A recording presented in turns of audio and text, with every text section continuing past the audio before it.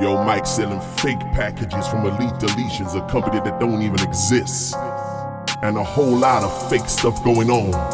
Now we gonna talk loud. You better watch out. Yeah. Start off by asking you to let everybody know your name and just tell us your story, man. My name is Brad Hosier. I was the manager for Elite Deletions. Mike hired me. It was about early September-ish, and I left. I looked it up. I left on Friday, May the 7th. I was in charge of a team of about 7 people at Elite Deletions, and our main job at Elite was to answer the onslaught of incoming phone calls about people, inquiring about their credit repair. And that's all we did all day long. So you worked for Elite Deletions. So the rumor is that Elite Deletions is a fake company, doesn't exist. It's just a shell front thing. Is that true? Yes, sir. That would definitely be true. All of it falls under prosperity training. And to the best of my knowledge, prosperity training was the only one that had a business license. There was no business license of any kind, to my knowledge. Mike and his web developer, I believe, put up the Elite Deletions website in like one day, and they had that office in Atlanta. I had people, because it's funny, we had a bunch of people that lived in Atlanta that bought the program. So they went down to that office, and it was like, an abandoned building or something. There wasn't anybody there. So, it was, there's nothing real about Elite. So, okay. So, because, at first people were saying that Elite Deletions is out of Atlanta. So Atlanta, they used an address. There's no, Elite Deletions has got nothing to do with Atlanta except having an address. There was, not to my knowledge, no. All right. So, all right, so you said that you were friends with Lyle, and you're saying that everything he said was true as far as the office building not having a sign and shady things, I guess, being going on. We spoke earlier. Could you repeat what happened? You said that they used to tell you guys to not let anybody know where the building was. Oh. You did not let anybody know the location.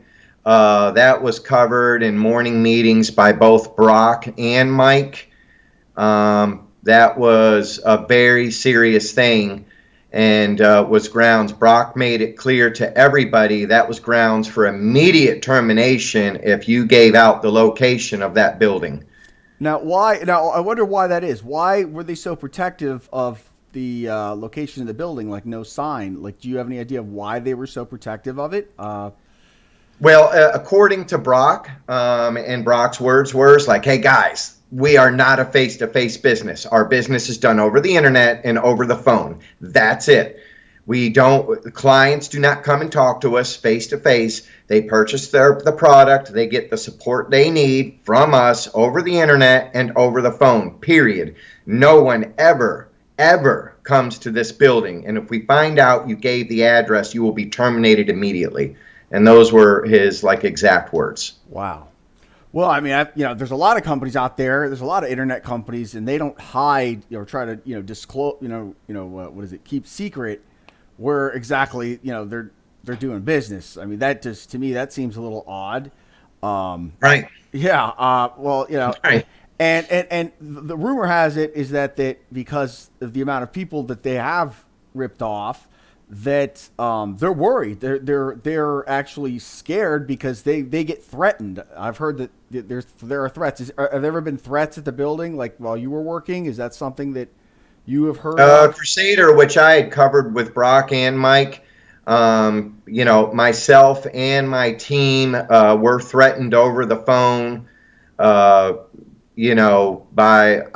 wasn't told specific words like I was going to die or anything like that, but I had numerous people that had said, My name's Brad, and a lot of your viewers might actually know me, and you might start getting comments about that because I've talked to probably a couple thousand people over my 9 months or whatever, about 9 months that I was there.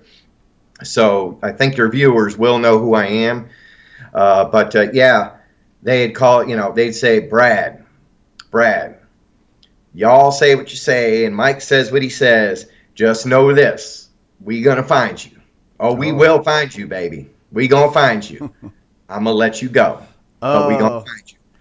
And I'm like, Brock, I'm getting threats over the phone and this and that. And he's like, Brad, don't worry about it. Part of the business. Part of the business, brother. Yeah. Don't worry about it. They're not going to find you. So quit worrying about it. Carry on and continue your work. And that's all that was said. I mean, all I was told. There's a strong rumor stating that the media guy left after the building was disclosed. And I noticed that Mike's videos definitely look different. So I've heard from more than one source that says the media guy left when the building was disclosed. It's kind of like this. If you think about it, the way things are set up, the employees are getting put in a rough spot because, if someone comes in there with an intent to do something, there's going to be some collateral damage, So can you let me know what's the reason that you left? Like, what was the determining factor that prompted you to leave the credit game? Well, okay, so because even Mike himself might comment on this, we had a breakdown one day at the very end of middle of April or so, with me and my team at the Lion's Share. I was frustrated. The team was getting frustrated. My team was threatening to walk out. Brock had stated, I had Brock on the loudspeaker, and he was stating that if there's one more issue of somebody saying the wrong thing, we had a couple young kids that were literally 18 years old answering the phone, and it was like their first job ever. And one of them said something incorrect to a customer. And Brock had called me, and I put it on the loudspeaker so they could hear. And he had said, you guys make one mistake, I will hold your paycheck. You will not be paid. If I find out you guys say one wrong thing to another client, I'm keeping your paycheck. Am I clear? I said, sir, you're clear. He didn't know I was on loudspeaker. He thought he was talking to me. So I said, sir, you're clear. All right. And Brock was a tough guy. I mean, on the phone, he was just like, all right, bye. And he would just hang up on you. And my whole team was like, especially my assistant, her name was, she had stated that, oh no, honey, you are not taking my paycheck. I don't care what's going on. I'm walking out right now. And like the whole team started picking up their things like immediately. I was like, guys, just let's calm down. Everybody take a breath. This is a hard job. We know that. I'll call Brock back and let him know what's going on. So I called Brock back. I told Brock, the whole team is about to walk out. You can't hold anybody's paycheck. You can't be, you can't be threatening people like that, and stuff like that. He's like, Brad, I'm going to get with Mike, and I'm going to see you very soon. And him and Mike were there in less than 30 minutes. They were there in like 20 minutes. So it was like immediate. They showed right up. We had meetings throughout the day with each associate. Of course, I went first. The situation, any situation that happened was clearly blamed on me. I'm told that, Brad, you're the customer service manager. That's what happened? What exactly, when you say the wrong thing, what's the wrong thing? What did they say? Is it something along the lines that will not cover their ass in case of a chargeback? Is that the wrong thing? The particular instance, Crusader, I got to be honest, I don't remember what that particular one was.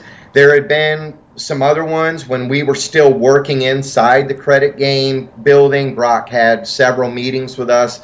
I don't want you guys to say this. You're going to say that. You're a separate entity. Somebody here just said, let me go and check with my buddy over there at the credit game. Give me just a minute. Let me put you on hold. Because the sales team was 30 feet away, right? Mistakes like that. Brock freaked out. Guys, you don't even supposed to know who we are hardly. You are the vendor. You're a separate company somewhere. Why are you telling people you're going to go check with the sales rep around the corner? It stuff like that. He freaked out. It was awful. I mean, that's a little deceptive, don't you think? I mean, it's like they're in the same building. They're owned by the same, controlled by the same people. So, like, what's with the charades? Is there some sort of, a protection? I guess they're trying to, use a veil like this. Explain to me. We were talking about how if they opened up the internet stuff, that they would say, oh, this is digital content, so then they wouldn't have to give refunds. I'm sorry, Crusader, say that. Remember we talked earlier, and you said that they had to make sure that they opened up the actual education product, because if they didn't, then they could do a chargeback saying they never received the products. The people, they wanted the credit repair. They didn't want the education. They're just like, all right, yeah, I'll take the education too if you throw it in. But everybody was after the credit repair. And well, that's all it was, and it's what I had told you before. It's the ultimate perfect bait and switch. Mike talks about the credit repair, the Lambo package. We can get it done in 60 days, and this and that. And then when they call all the reps, Lyle knows he was required to say it. Yes, we're going to get your credit repaired. You'll go up 200 points, 60 days, whatever. And then the actual sales process started, and every one of your viewers knows what that is. All right, we need your name, your bank account, or your credit card number, this and that. Before we continue any further, I need to make sure that your password works. So log into your education. I've got to make sure your education works before we continue. So, of course, the people are like, okay, that's fine. All right. And that is saved in the database. They had pretty advanced database software that kept track of every phone call, everything, voice recording on the phone calls. Everything was tracked. Everything was recorded. So they had a pretty advanced system there. Yeah, and so when those people supplied their password and then they opened, that was legally, the product is sold. That was the nail in the coffin. So that sealed the deal. That was basically them taking the rap for breaking the seal, making sure that they couldn't charge back. That's right. Because they had to make sure that people did that, because, I mean, let's face it, there's a lot of people, they weren't planning on even opening that. They just wanted the credit repair. They wanted their credit fixed. They didn't want to learn about it. They wanted it done for them. That's why they all called. They didn't, if they wanted to learn about, they would have done something different or whatever. They would have just done it themselves. And that's why the phones rang off the hook with Mike's specials, and and you guys have all seen the videos. He's got like 2,000 videos. You guys have seen how he does it, right? And the people bought it, and then that's how you whet the appetite, and this is how you seal the deal. They open up that email. They got to get their password. They got to log in. That's it. Like you said, the wrapper's off the candy, and there are no returns. Period. No returns. That's it. Really? Wow, I find that interesting. Rumor has it that things are a little different now that some of these videos have hit. It seems that there's a lot more people over there that have left or are thinking of leaving, and it's like, I mean, the only thing I can think of is there's actually a joke. It's an Irishman walks into a bar. He asks the guy, he's like, what do they call a guy who wins a lot of battles? They call him a great warrior. What do they call a guy who is a farmer? They call him a proper farmer. What do they call a guy who builds a bunch of bridges? He's an excellent bridge builder. But if he fucks one goat, he'll always be known as a goat fucker. And it's like, with Mike, it doesn't matter now. He's always going to be known as a goat fucker. Because it's like, you can't recall. What are you going to do? His face is all over it. It's like, he may even legally be in the right. I mean, but it doesn't matter, because he's still, it screwed a bunch of people over being deceptive. And even, let's just say nothing happens to the guy. He keeps going on.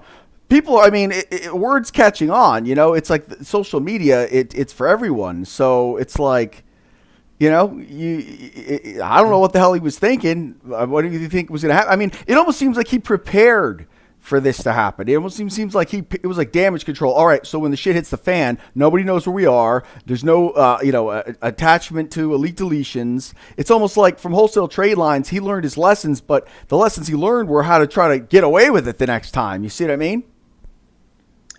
I mean, that's what it would appear to be to me. If he were to just close up shop, I mean, as he has stated to us, he has enough money for his grandchildren to retire. You know, he does have a lot of money. He did say he was buying more and more properties because he was, the plan right when I left is he was going to expand the company heavily and make general managers out of many of the sales guys and help them get established, opening their own offices around the country. Of course, you know, you wouldn't know where any of the offices were. They would just be around the country. You won't ever know. But, you know, and what's going on at the credit game right now, honestly, and that's the truth, I have no idea. I know Lyle said something to that effect. When you're cut off, nobody there. I mean, I haven't spoken to anybody in almost 6 months since I left, so I don't know if they've changed rules. He might change his building. You know, he is very good at what he does.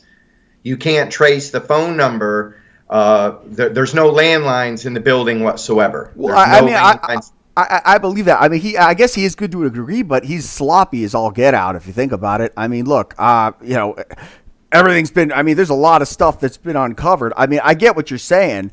I just think that he didn't think he made one fatal mistake. If he's got all these big plans to expand his business, if he thinks that his face is going to be the brand, good luck with that. I mean, he had told me he was trying to get Grant Cardone interested in it, and you know, Mike is nothing compared to Grant Cardone, and you already know that. But you know, he had ideas. I mean, I'm telling you, he had ideas of grandeur, and he wanted more grandeur. You know, just more. Mm-hmm. And that's how he is. You know, that's who he is. Well, you know, that we'll see how it all plays out. It's like, you know, there's definitely a growing number of people who are upset with him, and I know there are a growing number of authorities investigating him. So, I mean, it's like, hey, you know, I mean, I don't know, I'm no fortune teller, but I would bet that he will not be around in the near future. That's just my feeling on it. I mean, even Lyle said, I go, do you think the credit game will be around in the near future? He goes, no. So, and you got to think, you left in April, right?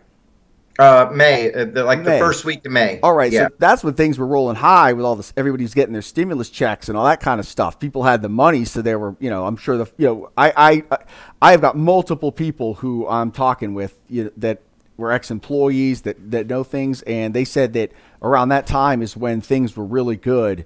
And then once, that 9/10 performance, the first review, once that hit, things just started just going down, you know, just going downhill from there. And, you know, right. And it's like, I don't know if you remember back during the wholesale trade lines deal, I, you know, spoke up because of what was going on. And, I know that they said that they were going to give refunds. I saw people getting checks, so I took my videos down. I ain't taking shit down this time. Everything's back up.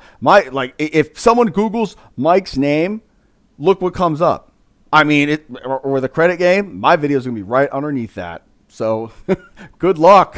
You know, right. Hey, good luck, you know, really. Because, I mean, and it's like, I actually like it because the more videos that he makes, the more views I get on my shit. So, you know, I mean, it's win-win for me. I would just like to see some people get refunds. I'm hearing that some people are getting refunds. It's just the people who, you know, scream the loudest are the ones that get it, like make videos. Yeah, And basically, the policy was when I left Crusader, people that got refunds are ones that had filed a complaint with the Better Business Bureau. And as of last night, I want to say he has an F rating, as you know, and he's at about 66 complaints. And he would have Brock call those people, and they would get their money back if they retracted their BBB complaint statement or whatnot. Those are, so for your viewers out there, you got to make a Better Business Bureau complaint, because if you don't, you're not going to get a refund. So that's basically how that works. really, well, that's interesting to know. So I'll definitely leave a link to the Better Business Bureau in the description section of this video. Yeah, I know. There's quite a few entities, because you got to think that there's people from all over the country that are complaining. This is a bigger thing than just in the state of Florida. It's huge. Yeah. Yeah. So it'll be definitely. I'm always curious to see how it all plans. How it's all gonna work out. Is there anything else that you might want to share, like as far as a story or something that that's over there that the viewers may want to know?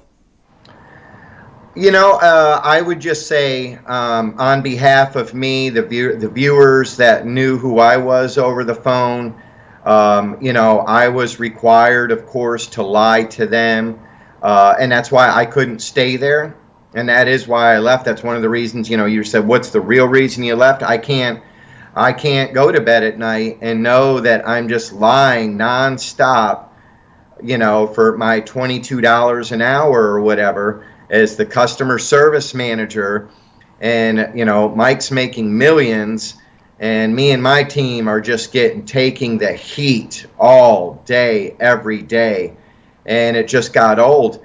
And with that being said, with all your viewers, I'm sorry. I mean, I am so sorry. I lied. I'm sorry you signed up. I'm sorry.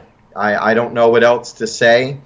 I hope that this, with Crusader's help, the FBI, the FTC, whoever it is, I hope that, the victims get closure in the end. I hope that there's closure, and the majority of people will not get their money back, even if Mike went to court and there was restitution or whatever.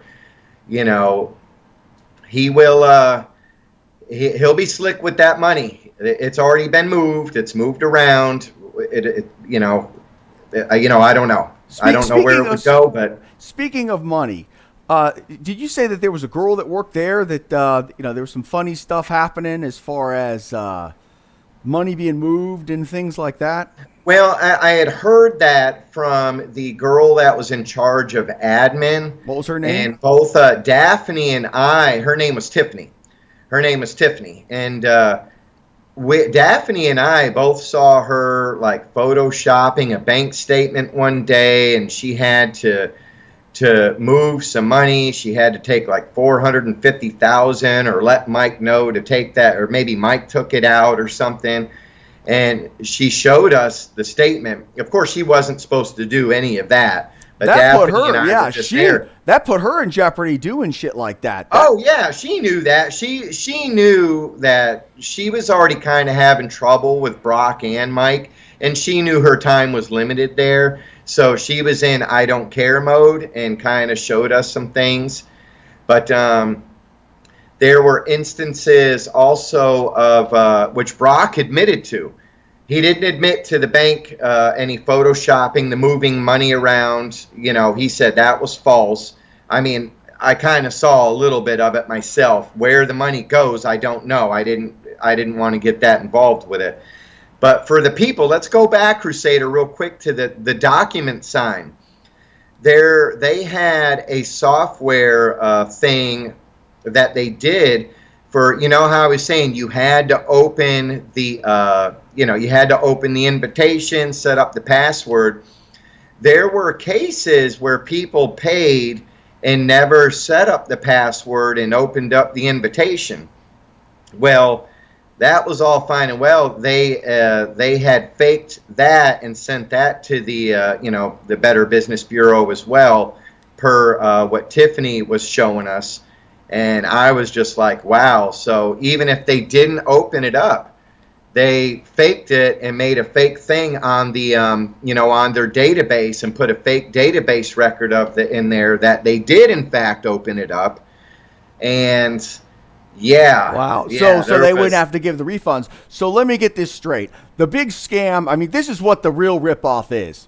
Basically, Mike gets on YouTube saying, I can fix your credit, fastest credit prayer. All you got to do is trust me. Give me $5,000. We're going to give you some education stuff too, but you're going to get the Lambo package. You're going to have the fastest credit repair, and we're going to get you taken care of. So then people call in, and they're like, yeah, I want my credit fixed. And they're like, yeah, okay, yeah, sure, no problem. We can fix it.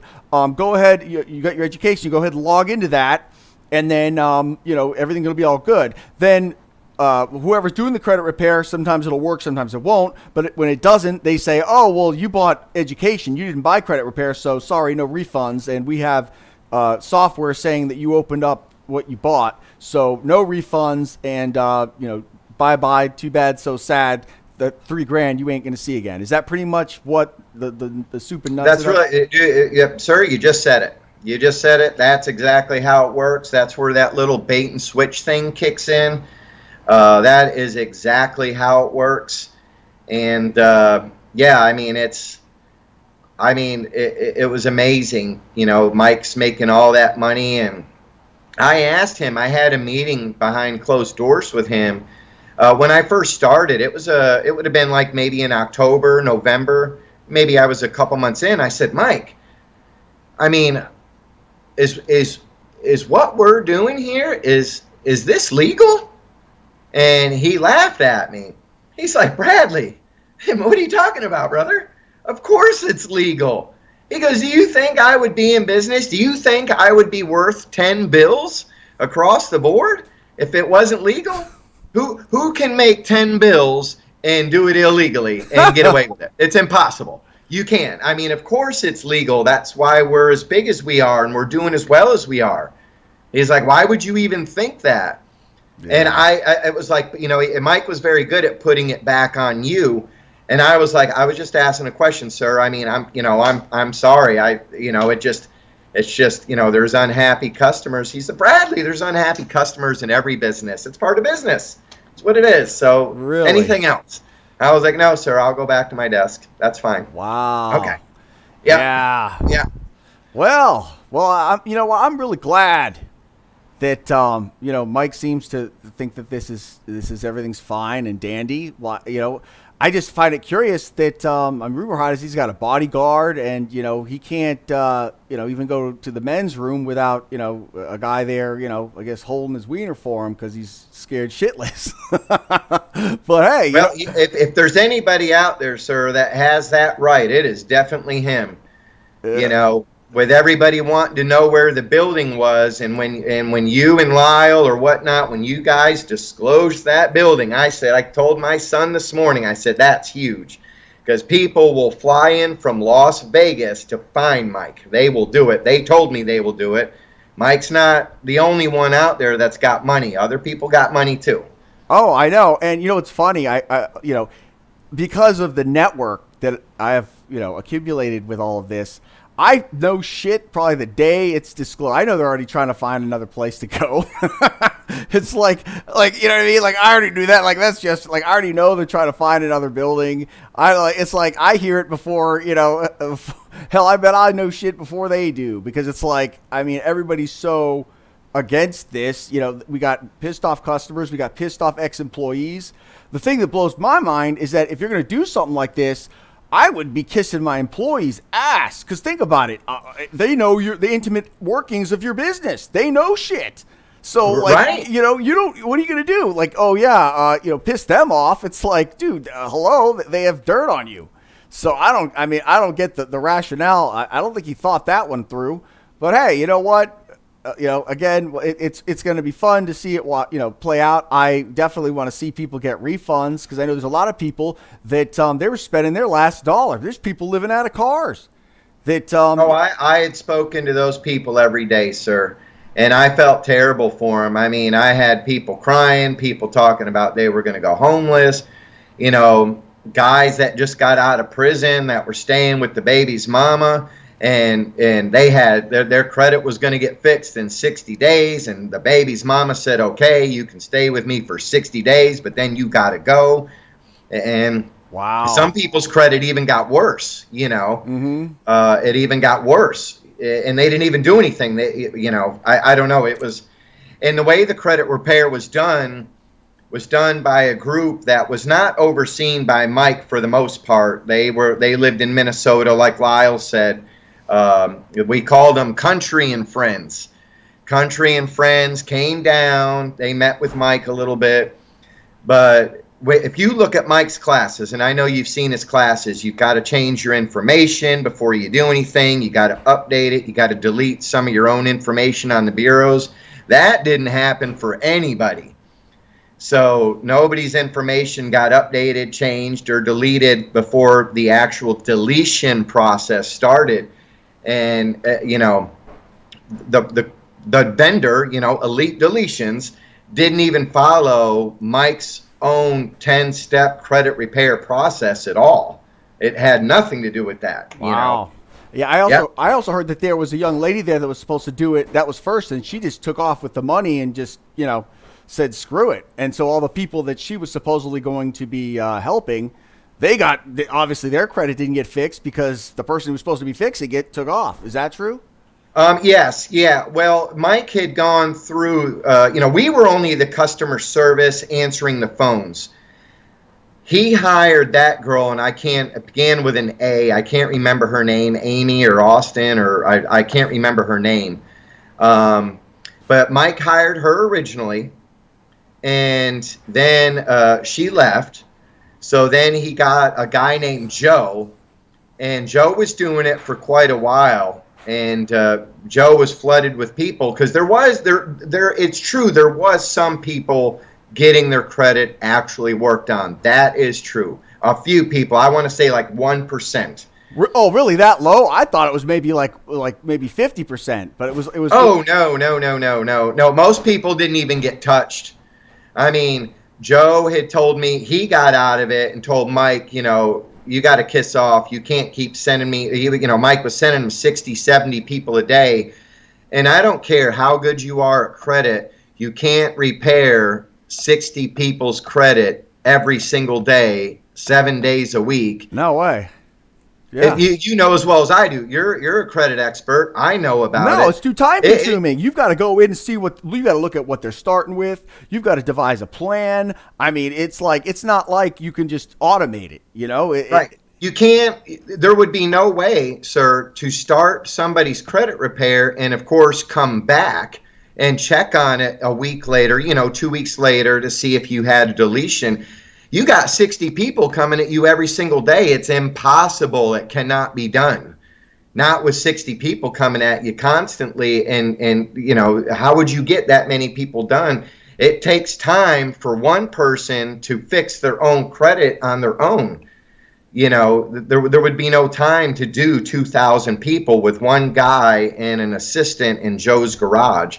So Joe got out of it. Then he brought the girl back. Mike paid her a bunch of money. Yes, she ran off again. Huh. And then I don't even know where Country and Friends came from. They had a lot of money. They came in with their Versace suits. They had the Louis Vuitton. They had the brand new Teslas and Ferraris. They were some black guys out of Minnesota or whatnot. I don't know who they were. They just showed up on the scene one day. They were really nice. They were cool. They were very professional and everything. They were really nice guys. And then they took over and said that they were getting everybody's credit fixed. And again, they got some people done, especially early on. And then they got overloaded. And I don't know what happened after I left, but I know that they were overloaded. And that's why our phone calls were so bad with people threatening us, because they weren't even getting done at all. Weren't even getting touched. Well, so it was a mess. Yeah, it's like you got all these people answering phones to make sales. It should have been reversed. There should have been 2 people there to make sales, and the rest should be there to actually work on people's credit. If you think about it, like if he was legitimately fixing people's credit and not just trying to take as much money as he can, as fast as he can. Well, Crusader, as Mike would tell you, if you have 2 sales guys, credit repair specialists don't make money. They don't make money. It's the guy on the phone that's going to make all the money for you. So we need 50 guys on the phone and 2 guys doing credit repair. That's how that works, Right. Oh, no, yeah. Well, it's like, I realize that, it's just, I don't know. I don't think in the terms of like with a business of taking people's money with, not worrying about making good on what I said I was going to do for the customer. Like that, no, well, you know what I mean? That's, and you know what, if I'm not going to make as much money doing, that's fine with me. Cause you know what, I sleep like a baby at night. You know what I mean? That's right. And you take your business approach. And by the way, I hope you're very successful with your new business. I think it's great. Oh, yeah, thanks. And I've already seen the reviews about you. You do what you say and you offer what you say. It's not ridiculously priced. Like, get my CPN class for $50,000 only at the Crusader. It's reasonable. People can learn from you, and you're not being ridiculous with it. And the whole bit. Those classes are great. It's like, but what some people don't realize is that when you hear CPN, they think, okay, illegal stuff. My educational workshops are there. It basically shows you how to build a credit profile, because it's all the same. It's all of a file at the bureaus and how to work with that. So it's like, yeah, and I mean, it's like I sell digital content. I don't sell credit repair. All you're getting is the download. You know what I mean? Like, because and I don't do credit repair because I know I can't fulfill. There's no way I would have the time to make videos and work on people's credit at the same time, because it's time consuming. That's why I would do it. Do I know how to do it? Yeah, but I don't do it because I'm not going to take someone's money and not make good, because that's my ass. So it's like, yeah. So yeah, that's it. So yeah, man, I really appreciate you coming forward, and I definitely got to get you a helicopter in the next Crusader Army video, my man. Sir, I appreciate it. Yeah. All right. Well, I really appreciate you coming forward. I definitely, we'll stay in touch, and we're going to see how all this finally plans out. All right, sir. Thank you so much for your time. It's really been an honor to talk to you, Crusader, and I hope you and your family have a wonderful night. Thank you. All right, man. All right. I'll catch you later. Bye. I'm coming with my army against Mike Rando. Rip down your YouTube channel, cause I said so. I'm the Credit Crusader, and I don't play. Expose your behind, I don't care what you say. Check it, yo, I got the baddest army.